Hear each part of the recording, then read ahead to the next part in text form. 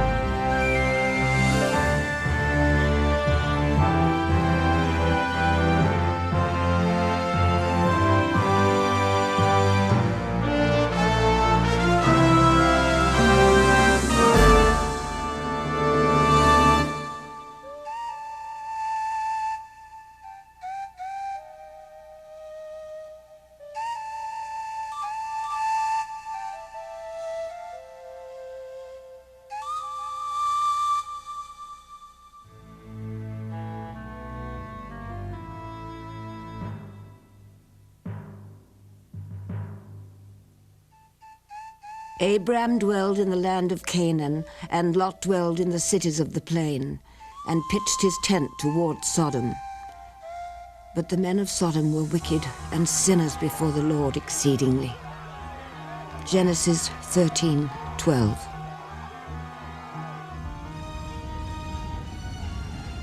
And thus the Bible tells us God's attention is drawn toward the cities of the plain, toward the wicked cities of Sodom and Gomorrah. It is one of the earliest stories of the Bible, told soon after Adam and Eve and Noah's Ark. Two cities are destroyed by fire and brimstone for their wickedness, for not living up to the ethical standards of God. Is the Bible describing an actual event? Or is this story meant more as a lesson, as a warning against sinful behavior? The only written record of Sodom and Gomorrah is in the Old Testament. The question that has intrigued scholars for centuries is this: is there any outside evidence to support this great biblical tale? There are geographical clues in the Bible, and from these, scholars have come to believe the cities may have actually been located at the south end of the Dead Sea.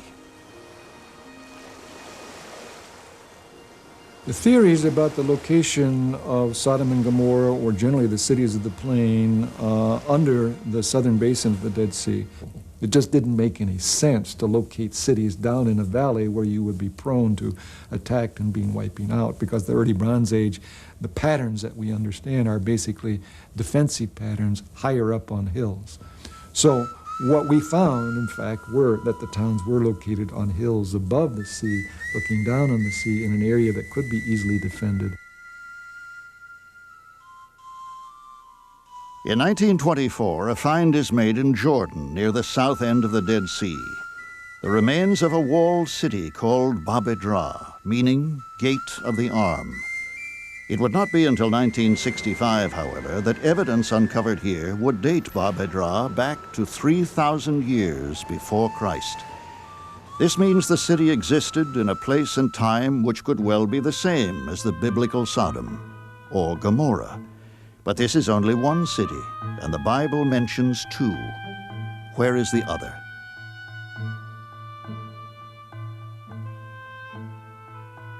Eight years later, in 1973, a startling find is made just 7 miles south of Bab Edh-Dhra. Called Numeira, it dates back to the same period as its neighbor, the same time, roughly, as the Bible's saga of Sodom and Gomorrah. Since then, the scientific data gathered here supports a possible connection between the Bible's story and actual history. Did Sodom and Gomorrah exist? And if they did not, are there still lessons to be learned from this immortal story?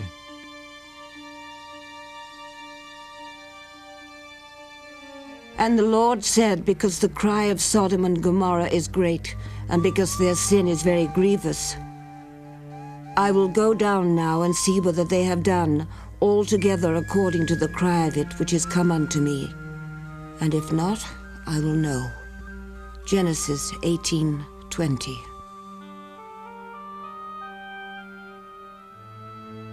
But Abraham, whose nephew Lot lives in Sodom, protests God's intention to destroy the city.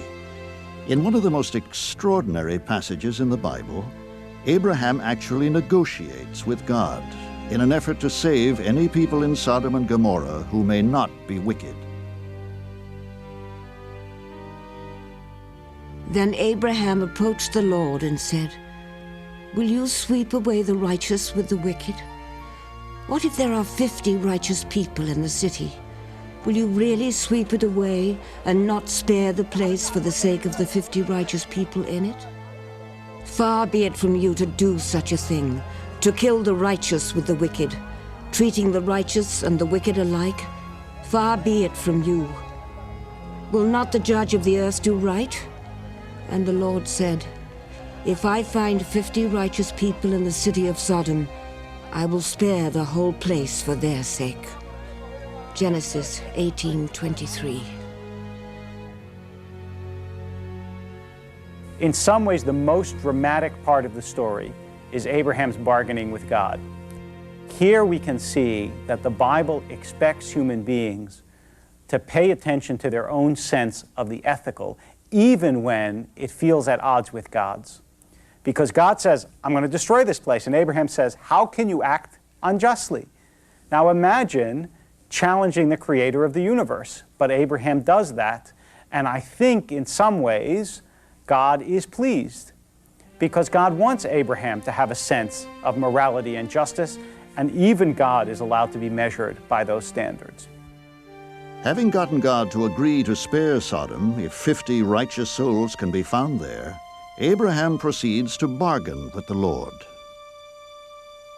Probably the most famous scene in the first part of the Sodom and Gomorrah story, the first part involving Abraham and the messengers, is this famous scene where Abraham actually begins to barter with God over the lives of the people of Sodom and Gomorrah. And this bartering starts off that Abraham asks God, "Well, you wouldn't destroy this city if there were 50 innocent people, surely?" And God agrees. "Well, no, if there are 50 innocent, I'd spare the city." And Abraham continues to barter with God. "Well, what about 10? What if there were 10? And the clear point of this part of the story is a discussion about the righteousness of God and God's judgment. No one is to be destroyed undeservedly. No one is to be destroyed unjustly. Having agreed to spare the evil cities if 10 righteous men can be found, God sends 2 angels to Sodom to make the determination.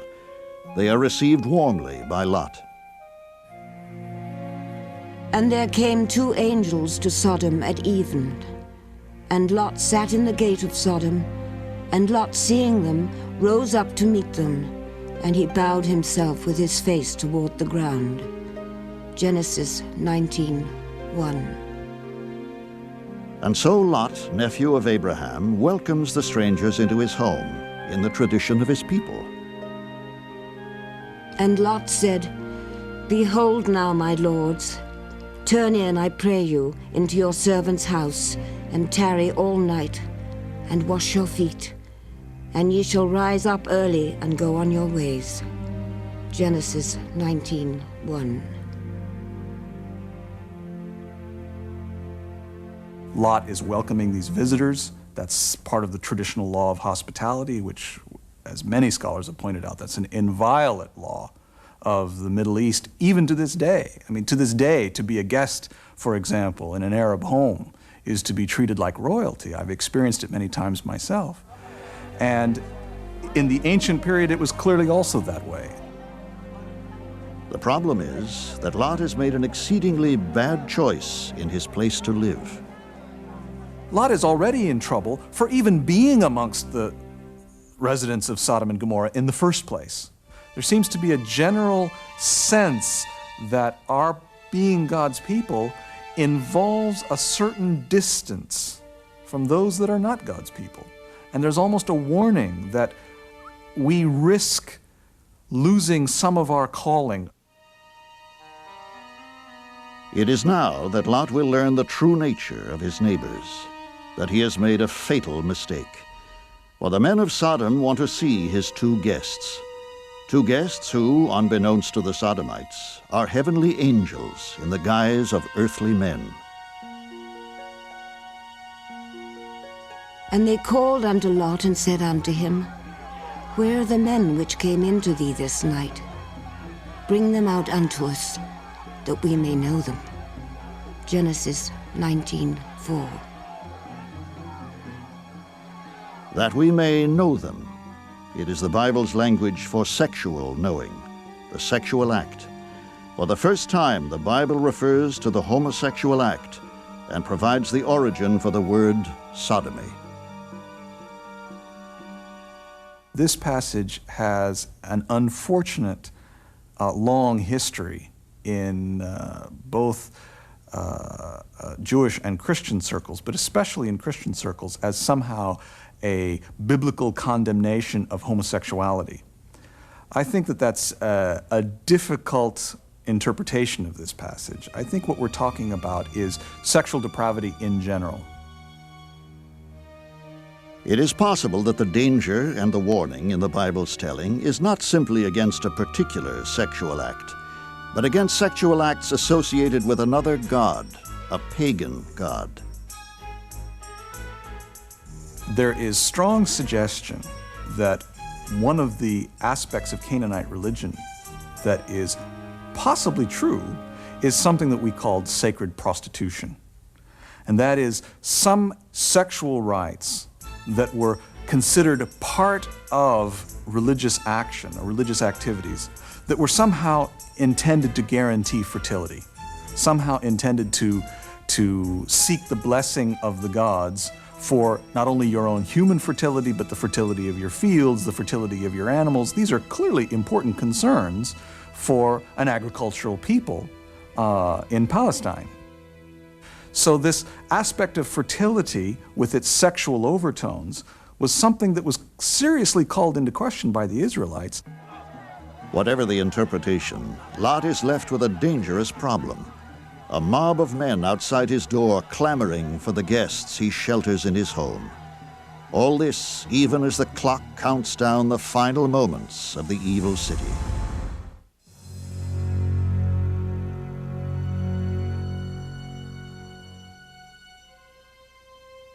And so the biblical drama continues to unfold. It is the last day in the life of the doomed evil cities of Sodom and Gomorrah. But the men of Sodom do not know that. They are gathered outside Lot's door, a mob waiting for Lot to surrender his guests. And so the people of the town demand to see these visitors. The implication of the Bible is to somehow abuse them sexually en masse. And Lot went out at the door unto them, and shut the door after him, and said, I pray you, brethren, do not so wickedly. Behold now, I have 2 daughters which have not known man. Let me, I pray you, bring them out unto you, and do ye to them as is good in your eyes. Only unto these men do nothing, for therefore came they under the shadow of my roof. Genesis 19:6. In a surprising twist, Lot offers the mob his very own 2 daughters, rather than surrender the 2 guests who have found shelter in his home. And so Lot offers something that strikes the modern reader, I think, as highly unusual. He offers his daughters instead. In fact, he even says to them, "My daughters who have yet to know any man." And so the modern reader is shocked at this kind of behavior of Lot, but we have to remember the sanctity of a visitor in your home was not to be violated. Even your own family was to be sacrificed for that. And Lot says, no, don't take the strangers. I have some virgin daughters. You can have them instead. Now, any modern person would say, what a horrendous thing to do. And in fact, the rabbinic tradition, that is, the rabbis of the Talmud, saw it the same way. And what they said was, this goes to show how careful you have to be about your neighborhood, in the sense that Lot was influenced by living with evil people to do what was clearly an evil thing. The story thus both condemns Lot for doing it and the city for ever demanding of someone such an absurd choice. While the lesson for Lot may seem clear, a puzzle remains, and it centers on the people of Sodom and Gomorrah. Who were these people? Where did they come from? And how, in the Bible's telling, did they become so extraordinarily evil? If Sodom and Gomorrah were real places, as many historians believe possible, their citizens would have had to be a sturdy, clever people. Today, the area surrounding the Dead Sea is one of the most arid, desolate areas in the world. To survive means having exceptional resourcefulness. 5,000 years ago, any people who lived here would have had to have been resourceful indeed. Scientists believe this place, this ruin that once was the thriving town of Bab Edh-Dhra, is a strong candidate for the Sodom of the Bible. This place has grown and thrived for nearly 1,000 years at the approximate time of Abraham. But nevertheless, existence here at Bab Edh-Dhra was still primitive, and survival must have been a daily struggle. And yet to have gone on as long as it did, Bab Edh-Dhra must have been an ordered society with a stable economy.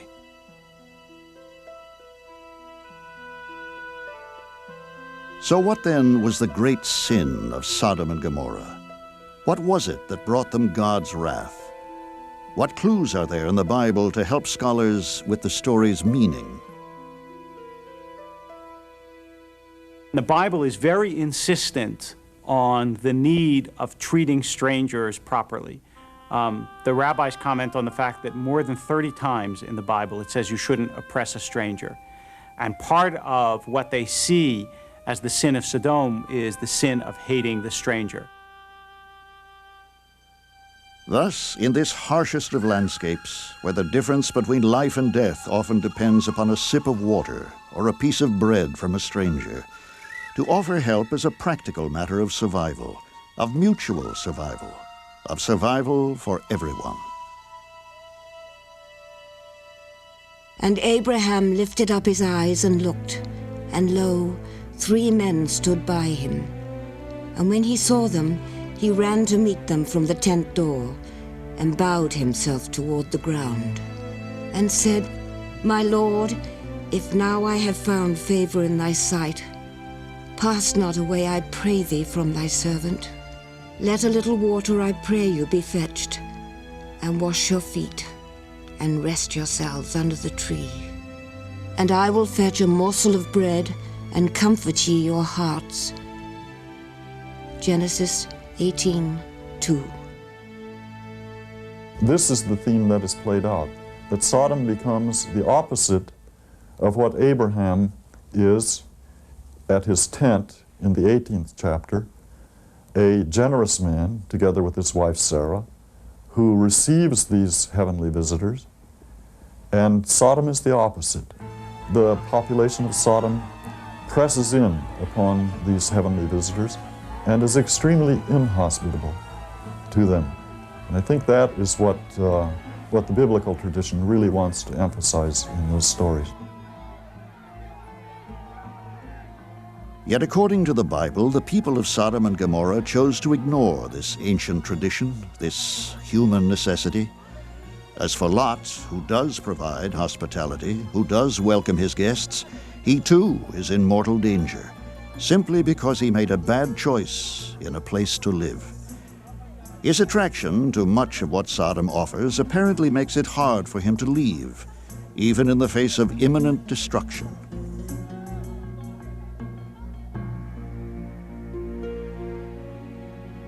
And when the morning arose, then the angels hastened Lot, saying, Arise, take thy wife and thy 2 daughters which are here, lest thou be consumed in the iniquity of the city. Genesis 19:15. You can judge Lot's character in general from the fact that he delays leaving Sodom even after he hears that the place is going to be destroyed. He hesitates, and he hesitates because he has such an attachment to the city, to its riches, to his life there, that even though he knows that it's going to be destroyed, he finds it hard to break away. But the destruction is coming, and it is coming soon. The Bible's account of the last moments of Sodom and Gomorrah may have gotten some startling support from science. Here at Bab Edh-Dhra, what fascinates scholars is that when the city's walls collapsed around 2,400 years before Christ, they collapsed suddenly. Modern carbon dating indicates that the nearby town of Numeira also perished at this time, and in the same way. 2 ruins of 2 cities dating back to the time of the biblical Abraham, the time of Sodom and Gomorrah. 2 cities which science tells us came to a sudden, catastrophic end, very much like the biblical Sodom and Gomorrah. But these cities have not yet yielded all their secrets, and the story of Sodom and Gomorrah and of Lot, his wife, and 2 daughters is not yet ended.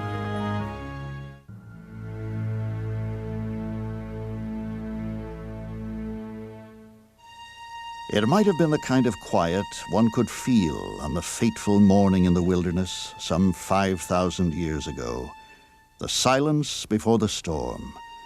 As God is about to unleash his wrath on Sodom and Gomorrah, the 2 visiting angels hurry Lot and his family from their home. The fateful time for the evil cities has come. The sun had risen over the land as Lot entered into Zoar. Then the Lord rained down fire and brimstone from the sky upon Sodom and upon Gomorrah, and he overthrew those cities and destroyed all the plain and everyone living there, and everything growing in the ground. Genesis 19:23. As Lot and his family flee the terrible destruction behind them, a stern warning from God may well have been echoing in their minds. When Lot still hesitated, the angels seized his hand and the hands of his wife and his 2 daughters and rushed them to safety outside the city, for the Lord was merciful. Flee for your lives, the angels told him, and don't look back. Escape to the mountains. Don't stay down here on the plain or you will die. Genesis 20:16. It is now that Lot's wife makes a fatal mistake. A mistake that will instantly freeze her into the minds of all who will ever hear the story. And he overthrew those cities and destroyed all the plain and everyone living there, and everything growing in the ground. But Lot's wife looked back from behind him, and she turned into a pillar of salt. Genesis 19:23. And so Lot's wife is suddenly frozen into a pillar of salt for disobeying God's edict not to look back at the dying cities of Sodom and Gomorrah. But why did God warn the family not to look back? What did the command have to do with God's anger? And what could possibly have compelled Lot's wife to disobey it. She felt this impulse to turn around and to see what it was that she was leaving behind and to take a last lingering look. And in some ways, it's parallel to the idea of the Israelites who had to die in the desert before they could move into the land of Israel. Because unless you can abandon your ties to the enslaved and corrupted past, you can't move into the future. She's frozen into a pillar of salt. Now, the idea of a pillar of salt probably comes from the natural formations at the Dead Sea of salt pillars that are created from the evaporation of the water. However, the moral of the story, again, I think, is that small commands aren't to be ignored just because they're small. Ever since the story of Sodom and Gomorrah was first handed down through time, proof of what happened to Lot's wife can be seen, or imagined, in the human shape of the many salt formations that dot the edge of the Dead Sea. For these believers, one or another of these abstract shapes represents the literal transformation of Lot's wife. Some biblical archaeologists believe the legendary Sodom and Gomorrah are buried here, under the southern end of the Dead Sea. It is only 20 feet deep, but this body of water lies 1,500 feet below sea level, the lowest point on Earth. The Dead Sea has a salt content of 35%, the highest in the world. No plant, no animal, nothing can live in its waters. But there is salt everywhere, in the air, in the ghostly formations that abound by the sea. And of course, salt plays a major role in the unforgettable aftermath of the destruction of Sodom and Gomorrah, the story of Lot's wife. This biblical story would have happened approximately 4,500 years ago, some 2,400 years before Christ, when Bab Edh-Dhra, the ruin scholars believe may once have been the city of Sodom, was at its peak of prosperity, with a population of thousands. Elsewhere on the planet during this period, cultures were rapidly advancing. In China, silkworms were first being cultivated to make garments. In Egypt, the Great Pyramid at Giza had already been completed. And in Peru, gold was being fashioned into decorative objects. Back at Sodom and Gomorrah, which lay fully 1,000 feet below the level of the sea, Lot and his two daughters face a desolate landscape indeed. Having left Lot's wife immobilized behind them, they are the only survivors of God's apocalypse. It may have felt like they were the only ones left on earth. And he dwelt in a cave, he and his two daughters. And the firstborn said unto the younger, Our father is old, and there is not a man in the earth to come in unto us, after the manner of all the earth. Come, let us make our father drink wine, and we will lie with him, that we may preserve seed of our father. Thus were both the daughters of Lot with child by their father. Genesis 19:30. The sense is in the Bible that the reason they do it is because all the people that they have ever known have just been destroyed. And it's as if there are no more men in the world. They don't know that there is a world out there full of other people. And in some ways, their action is almost praiseworthy. They're not willing to give up on the world. They want more human beings. And so the only way they know, they create human beings to repopulate the world.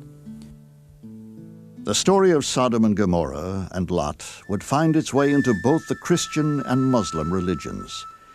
7 centuries after Christ, a group of monks built a shrine to Saint Lot. In 1991, a cave is uncovered behind a wall of the shrine. Could this have been the place where Lot sired the children of his daughters? The possibility that they've uncovered Lot's cave seems to me highly doubtful.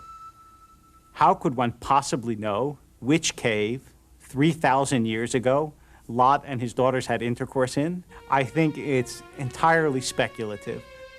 But for many biblical scholars, locating Sodom and Gomorrah is possible, because so many references are made to ancient evil cities in the Bible. Attention is focused on Bab Edh-Dhra and the smaller site of Numeira, 7 miles to the south, as the potential candidates for the two doomed cities. Scientists have come to believe that both places came to sudden ends about 2350 BCE. Burn marks are still visible throughout the sites. Walls and towers apparently collapsed violently and not through erosion. But earthquakes are not uncommon in the area, nor are invasions by enemies. What severe forces caused the sudden end of these two cities is only one of many puzzles.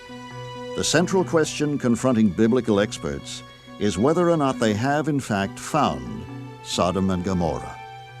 No writings have yet been found at these two sites to help experts with their search. Yet enough physical evidence from Bab Edh-Dhra has been scientifically authenticated to be exhibited in the Smithsonian Institution in Washington, D.C. Even the way people looked and lived 5,000 years ago is gradually being reconstructed by dedicated experts above the Smithsonian's exhibition halls. Scientists continue to investigate the story of the ancient biblical cities. What more can be known about the people who may have lived in Sodom and Gomorrah? And how were the cities actually destroyed? And what truly caused the sudden end of Bab Edh-Dhra and Numeira, the two places that may have been the Bible's evil cities?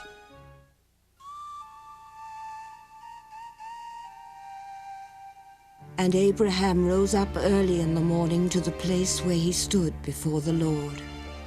And he looked toward Sodom and Gomorrah, and toward all the land of the plain, and beheld. And lo, the smoke of the country went up as the smoke of a furnace. Genesis 19:27. The deep, blood-red color of this part of the Dead Sea would seem to support the supernatural events related in the Bible. It's not hard to conceive of fire and brimstone rising from the bowels of the earth to rain down and engulf the places God had singled out for punishment. Objectively, of course, we know that the high mineral content of the sea is cause for the many amazing characteristics of this unique body of water. In this otherwise hostile, forbidding area of the world, the southern end of the Dead Sea, the mining of bromide and potash provides the main commercial endeavor. Here in the vicinity of the Dead Sea Works, sightseers are scarce.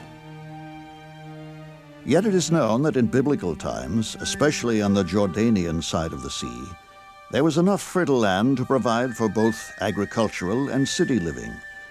There are also many archaeological ruins, some uncovered recently, some waiting to be discovered. In 1965, an excavation here at Bab Edh-Dhra reveals far more than anyone expected. Well-preserved pottery and the carbon dating of artifacts and human remains found in its vast cemetery make clear that the life of Bab Edh-Dhra spanned a 1,000-year period. But it was something else that intrigued archaeologists, evidence that this once thriving ancient city suffered a fatal calamity around 2350 BCE that abruptly ended its history. Nevertheless, scholars were slow to embrace the idea that this site may have been the legendary Sodom of the book of Genesis, primarily because there was no other city nearby. In other words, if Bab Edh-Dhra was Sodom, where was Gomorrah? Then in 1973, two American archaeologists are driving along a nearby area of the Dead Sea. One spots what looks like an ancient wall high above the plains. They stop the car and make their way toward the ruins in the blazing June heat. Both men are quite familiar with Bab Edh-Dhra, 7 miles north, but this is an uncharted place. The discovery they are about to make will add a dramatic new connection between history and the Bible. The discovery of Numeira by Tom Schaub and myself really was one of the most exciting things that has happened to me, and I'm sure also to Tom Schaub, in our lives. The actual discovery of Numeira, I look back on it as one of the most exciting days of my archaeological involvement. And so with great expectation and astonishment, really, saying to each other, do you see what I see here? I can only explain that in the excitement of trying to put Bab Edh-Dhra in a better context. And to find another site so close by, built along the same pattern, also along the Dead Sea, obviously related, was really quite astonishing to us. It is a tremendous find for the two young doctors, Schaub and Rast. For the first time, it seems possible that here at last is the second of the two ancient evil cities.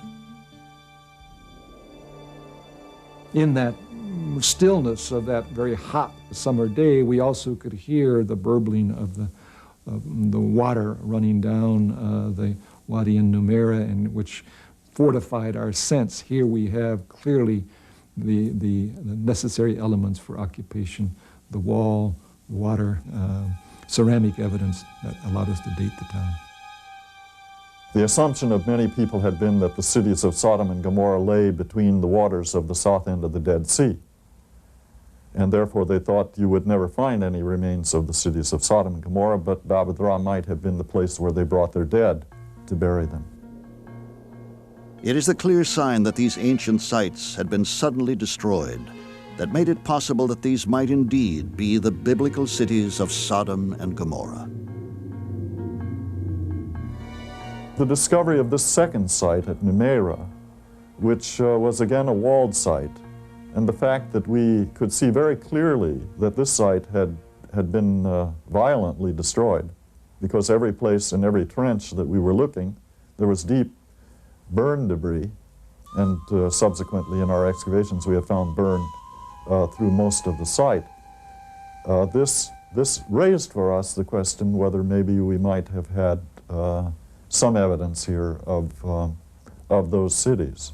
The most dramatic evidence of the end of Numeira comes from the tower and our excavation of the tower at the eastern end of the site. There, as we were clearing away the stones, we uncovered the skeletal remains of 3 individuals. The tower had clearly fallen and crushed them, and what is striking is that the inhabitants of the town, whether they cleared out in a hurry or whether they were part of some sort of massive catastrophe, did not come back or were not able to locate the bodies of these 3 individuals. Doctors Rast and Schaub would lead the first major excavations of both Bab Edh-Dhra and Numeira, a daunting task that began in 1975 and continued to 1981. The 30 acres of Bab Edh-Dhra would soon turn out to be one of the richest sources of Bronze Age knowledge in the Middle East. It was now possible to reconstruct how people looked, lived, and died 5,000 years ago. Burial sites proved to be exceptionally valuable to researchers. Dr. Daniel Ortner, a biological anthropologist at the Smithsonian Institution, was an early recruit to the excavation. These tomb chambers at the base of the shaft were sealed off with mud mortar and stones. And I would take a tool and remove these stones and get the first look in. And to realize that you were the first person who had seen the materials inside that for the last 5,000 years was a very moving and exciting experience, I can tell you. And the contents were always very carefully laid out, typically with skulls arranged to the left of the tomb chamber. Clearly, people had taken a lot of time and invested a lot of care and thought in the rituals, the religious rituals that had been associated with this. I was also very touched by the fact that children, unlike many archaeological sites, children were actually buried in the tombs as well as the adults, so that they cared about people at all age levels, regardless of how old they were. From my standpoint, the people at Sodom and Gomorrah were very much nicer than what the Old Testament story might have suggested. If it is possible these sites might be the original Sodom and Gomorrah, then how could the people have been as decent and as caring for their children as the archaeological evidence seems to suggest. Then again, the archaeology also suggests that the cities came to a sudden, terrible end. What on earth could have caused this calamitous destruction?